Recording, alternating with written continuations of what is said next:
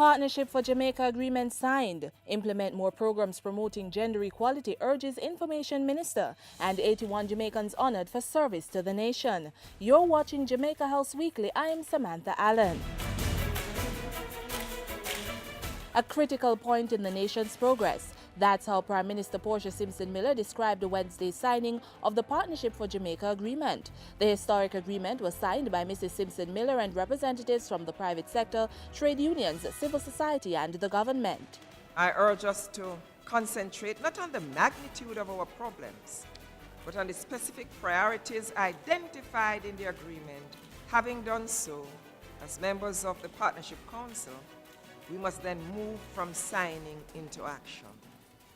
We will continue to inform ourselves about the progress in achieving the targets we have agreed on and to hold each other accountable for our part in the process.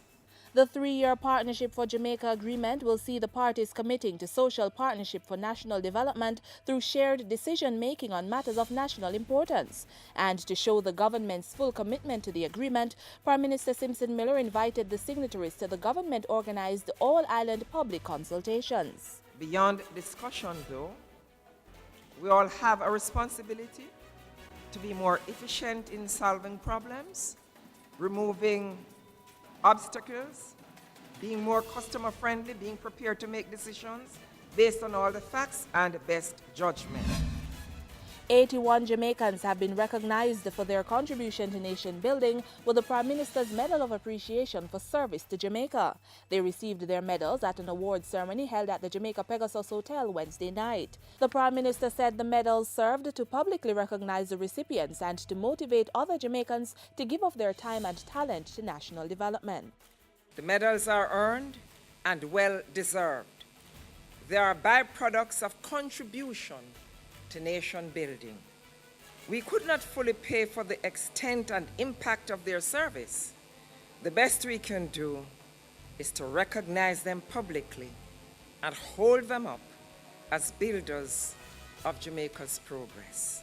Jamaicans at home and in the diaspora received medals for contribution to various fields, including culture, tourism, education, health, community service, the economy and finance. The Prime Minister handed out 50 titles to mortgage clients of the Housing Ministry under its Jubilee 50 for 50 housing initiative. Under the initiative, the 50 mortgage holders also had the balance of their loans written off. In order to qualify for the gift, the primary mortgage holder had to be 50 years or older and owe less than $50,000 on an account that was not inactive for more than 50 weeks.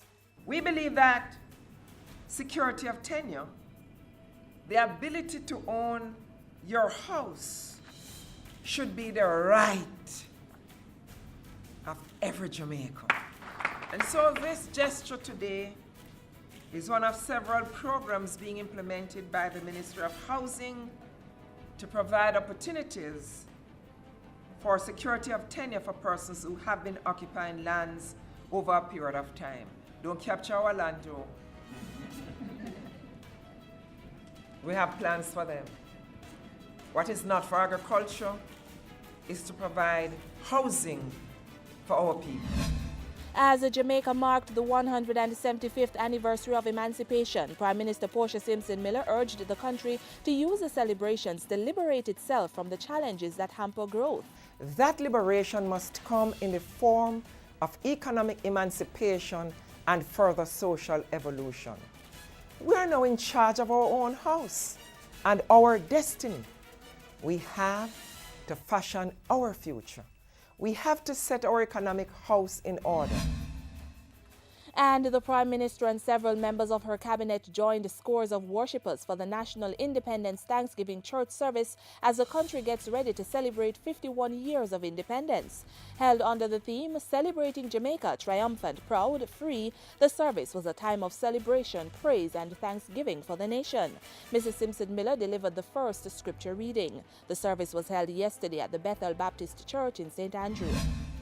Minister without portfolio with responsibility for information, Senator Sandria Faulkner, has called on private sector and civil society groups to promote gender equality in the workplace through the development and implementation of policies and programs. Senator Faulkner was speaking on Tuesday at the Bureau of Women's Affairs organized Gender Summit at the Jamaica Conference Center.